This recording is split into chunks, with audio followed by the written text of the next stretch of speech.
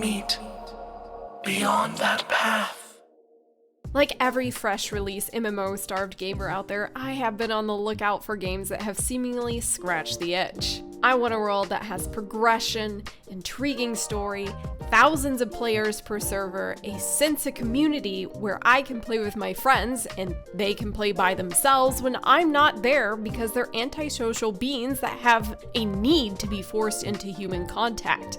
And most importantly, I want an open world where I can lose myself to exploration. Thankfully, I have found a fairly good home lately in many different survival games. But one survival game that I've been anticipating since I played the second beta back in December and the third in April with my friends was OnceHuman. It was hitting all the boxes as its open world survival shooter game that thrusts you into a post-apocalyptic world with a variety of monsters with varying degrees of body horror and lots of open world activities you can either play alone or with friends. So you can imagine my excitement when OnceHuman approached me with a sponsorship to come and take a third look at this game prior to its launch on July 9th that you can play via their website or on Steam as a free-to-play game, and I'm here to give you all a bite-sized introduction. In my 6 years working on this channel, I've only taken 2 other sponsorships, and that was for V Rising and Immortals Fenyx Rising because I like to be very careful on who I choose to bring before you guys as a paid YouTuber, because I want to make sure the game is fun and I actually genuinely enjoy it, and think you guys might as well. With this in mind, if OnceHuman looks like a game you'd be interested in playing for yourself, then I urge you to click the link in the description and pinned comment below to download the game and join me today. The game can either be played on a PvE server or a more hardcore PvP server. It entirely depends on your tastes and choice. But no matter what server you pick, you'll be in a world influenced by Stardust. It is your job to go out and clear the world of the contamination and face off against things that were either animals or insects or mayhap OnceHuman. Get it? OnceHuman. OnceHuman's supernatural design highlights monsters not of this world, perhaps from a place of nightmares or some deranged surgeon's fantasy. From seemingly normal beings mutating before your eyes, all the way to body horror-centric beings like a bust with arms and hands for legs with a gooey, fleshy interior. This game will not shy away from a psychologically disturbing monsters that can, at times, dwarf you in size, and the further you go in the game, the bigger some of them get. But monsters aren't the only enemy in this world. You'll go toe-to-toe with your fellow man, like Rosetta, a large tech company run by humans with less than wholesome plans for the future of evolution, and various other unkind human factions struggling to survive in this new world plagued with terror around every corner. The first time I played OnceHuman, I swear I spent half the time asking, what even is that? And boy, do I regret asking, because I usually found out the hard way what it was. Before hopping into the game, you'll need to create your character. OnceHuman possesses a large variety of customization options that allow you to accurately reflect the look and style of the character you desire. It also features the ability for AI to scan a photo of your desired face and implement it without much effort from yourself. Not only can you edit your face, you can edit your body, and interestingly enough, your body type is important, as your weight will provide you different buffs and debuffs. If you are below 65 kilograms, you will have increased melee and stamina, and if you're a moderate weight, you'll have reduced torso damage and increased stamina recovery. If you're above 85 kilograms, you'll have reduced melee attack speed, increased melee damage, decreased roll speed, and higher weapon stability. Also, the higher your weight, the more backpack weight you'll be able to carry. Within the game itself, the weight can be increased and decreased by eating certain foods. Or you can lose weight like the good old-fashioned way and exercise. However, this doesn't take too long, as you just have to do a few push-ups and run around the world. Or you can just sit in your car and keep eating food and you'll stay above 85 kilograms. You'll also be able to change your character's appearance if you are unhappy with your looks by accessing the in-game mirror. It does seem to cost an appearance ticket, but the option is there if you're unhappy with your features. The game itself is very much a survival game first and foremost. You'll have to deal with the typical survival aspects such as thirst, hunger, base building, fishing, mining, hunting, environmental elements, and foraging. Things you eat and drink will give you various benefits, and the improving drinks and food recipes can be found from exploring the general world to take back to your base and create. Your base is not only a place to store your items, live in, and make things beautiful, but also acts as a fortress for when you do certain activities, which we'll get into more here soon. Your territory can be expanded as you level up your skills. This base can be easily relocated to new areas, which is essential as you progress in the world. It'll allow you to be closer to the new resources for new areas to craft more suitable gear for your level. There's only a 10-minute cooldown for relocation and is free of cost. Or you can build your base on the back of a truck that you and your hive, aka your small group of up to 8 people, can use to drive all around the world with the comforts of your home at your fingertips. And by comforts of your home, I mean guns. Lots of guns and the ability to make ammo, but yeah, the comforts of home. You can also open your home to your friends to access your items, and you can essentially live and work together if you desire, but be sure you trust them fully before giving them access because they can also take your hard collected items. Personally, I wouldn't trust anyone, not even STIX actually, especially STIX. He'd probably take all the food I cooked and use up all my iron to make his weapons. This would lead us into hand-to-hand combat IRL. Speaking of combat, the combat utilized is in third person with various guns, bows, and melee weapons. You can move into first person with any gun type to have a better line of sight for more precise shots. You'll also have melee weapons that allow you to sneakily go in from behind and kill your enemy or simply stab or bludgeon them to death. It also helps save on bullets, so, doing yourself a favor. You'll need to craft bullets for your guns, and more often than not, I found myself deep within combat having not paid attention and run out of bullets. But luckily, there's always this stabby or bop option if that happens. The monsters you'll face in the world also provide you combat opportunities.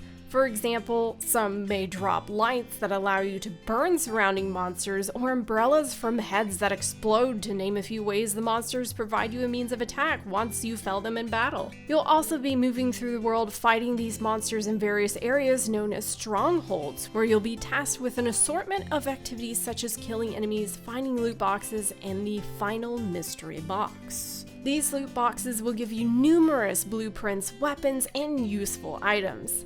And in each stronghold are beacons, which you'll need to collect a various number of to bring to the building with a large, shiny laser beam heading into the sky called the monolith to unlock the area's dungeon. In this dungeon, you'll be able to move in with 3 others to fight a large boss with different mechanics for each monolith. These dungeons have 3 different modes: normal, hard, and master mode. And the higher level area you're in, the harder the boss is. Each mode has a level requirement, and once you reach the hard mode, you'll tap into 2 mutation types that'll affect the fight, and they change weekly. Once completed, your story will lead you into another area of the map to repeat these steps, but that is not all you do. You'll be able to freely traverse the large open world by motorcycle, gliding, cars, Hummers, large trucks that act as portable bases, and teleporting to teleport points. In the world, you'll find various puzzles, be it signs you'll need to align to get numerous weapon accessories, memorization puzzles, jumping puzzles, missed fights where you'll face random enemy types, interesting side quests, and large-scale world events that everyone can join, to just name a few, as there's lots of hidden surprises around every corner that I don't want to spoil. In more instance situations, you'll be able to head into securement silos for various rewards and the potential to collect deviations, which are basically the world's version of a useful Pokemon. These creatures can be found at the end of monoliths, various spots in the world, through quests, and when capturing one, you do have a chance of failure. But you can always try again, so don't feel like it's gonna disappear forever. Don't worry.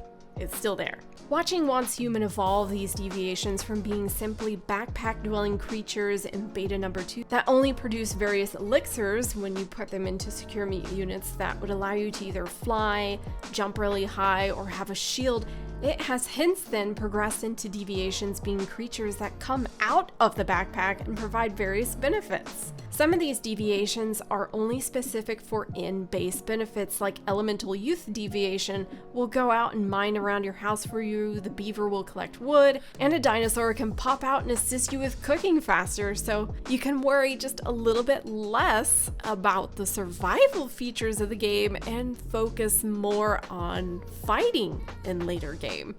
So this is nice. Very nice. However, some deviations aren't so docile homekeepers and can be used in combat. From a samurai fighting alongside you, to a cute little llama standing there with a gun just shooting things for you, all the way to something that helps boost you into the air, all the way to healing you and providing you cover. The deviations, which require a securement unit to live in to be of use, will also require special attention. To garner energy to be used in combat or perform a task at home, you'll need to give it some TLC. Some want plushies near them, music, colored lights, warmth, and many other things that are completely dependent upon each unique deviation's tastes. Most deviations will have 2 modes when utilized in combat. Depending on the deviant, you can either place it where you want it, or you can allow it to pick. Or you can command it to attack a certain target, or you'll allow it to go crazy on its own. My Festering Gel is probably my favorite deviation, as no matter what mode he's in, he heals me and resolves my sanity. Not only am I losing my sanity IRL, I am also losing my sanity in this game, because the environment has an element that depletes your sanity. As you move into various dangerous areas and high-level areas, or even fight monsters, the stardust pollution will increase. The more your sanity is affected, the lower your overall HP will go, putting you more at risk for death. But there is a benefit to basically going crazy. You will inherit up to 6 whims once your HP falls below half. Some benefits are buffs, while sometimes they are debuffs. Your gear will typically provide protection against losing sanity, and even consuming certain foods and drinks can assist as well. Resolving your decreased sanity can be done through certain deviations, sanity gummies, food and drinks, or simply going home and sleeping in your bed. Because returning to a sane level obviously requires sleep. It works for me when coming home from work, so must be true. Your thirst and hunger also give you buffs and debuffs.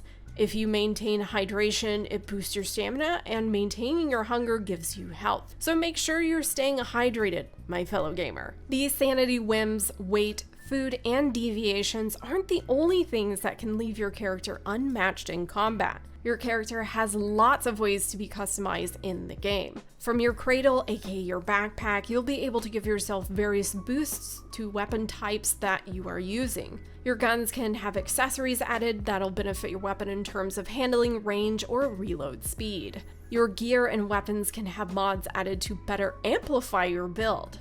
For example, your gear can be worn in sets. The more types of gear set you wear, the more bonuses for that particular gear set you'll get. Like, some will give you stability bonuses, or burn bonuses, or even bounce bonuses that allows your bullets to ricochet off of other enemies. Then you can add mods to your weapons and gear to either boost elemental damage or boost bounce damage, and so much more. Weapons can also have unique benefits just like the gear. Some will have electrical damage, have bounce effect, ice, or even flame attacks that can trigger. Weapons, gear, and mods can be upgraded, but they do cost materials, so be sure you really like your build before dumping a bunch of resources into them, because you'll always have a chance of finding a blueprint out in the world or winning better blueprints via the Gacha system. Now, I know a lot of you started sweating when you heard Gacha, but before you get too excited, the Gacha currency is only obtained by playing the game, and the currency is available for every single player. Within the Gacha system, you will find weapons and gear. two things that will greatly influence the gameplay. The game has stated on multiple occasions it'd be free of pay to win, and since they allowed us access into a pre-launch build of the game, we can see the store. Now, I can't ruin any surprises by showing you the store, but I can say from what I can see, it looks completely safe, and I can hope that they stick to their non-pay to win promise and that we continue to see this at launch and beyond. To obtain Starcrom, the currency, which is the Gacha currency, you'll complete seasonal goals, Prime Wars, where you'll be able to face off against large-scale fights with monsters, the Battle Pass, in-game NPCs with shops, and Territory Purification, which is where your base security comes into play. It is wise to build your purification tank in a safe location, as once you activate it with various cortexes you acquired from playing, and if you manage to defend the container from the waves of monsters, you'll turn the cortexes into Starcrom. The Gacha system isn't the only RNG system within the game though. You'll have mimetic specializations, which gives you 10 RNG opportunities to give yourself benefits, such as decreased food spoiling, ability to craft backpack expansions, faster smelting abilities, to speak on a few. These specializations I feel encourages cooperative gameplay, and you can join a hive, which is up to 8 players and benefiting off of each other's unique specializations. Beyond hives, you can join war bands where up to 6 hives can band together like a guild to face off against large-scale world events like Prime Wars or even PvP events. While you can play this game alone, it is much better doing it with a fellow friend or 2 or, 8. I would say. And as you probably heard, this game has seasons. Each season is 6 weeks long. Content will change from season to season, and you'll get to choose what experience to head into at the start of a new one. You'll be able to bring a lot of fruits of your labor with you into the new seasons, such as blueprints, achievements such as your unlocked mimetics, that allows you to have various crafting stations and build various things, in-game tokens, mods, skins, and building blueprints. However, crafting and crafted resources such as ore, wood, ammo, medicines will not all transfer. You'll need to pick and choose which resources are most important to you to transfer over a limited amount of these items to the Eternal Depot, which is located in Eternaland. Eternaland is basically a secondary place you can build to your heart's content. It also acts as an instance area safe from the pollution, monsters, PvP, and anything else. It is simply a respite to store your items permanently. You can build the world to be an amusement park, a zoo, and so much more. Your imagination is simply your limitation. Honestly, I feel like I could talk about this game all day and still not touch on all the things you can do within it, or even all the mechanics within it. Overall, this game is one I'm looking forward to the most this July. And if you would like to join me, you can do so for free right now by clicking that link both the description and pinned comment have, and download the game over on Steam or OnceHuman's own launcher. This was MRSSTIX, logging off now. Bye!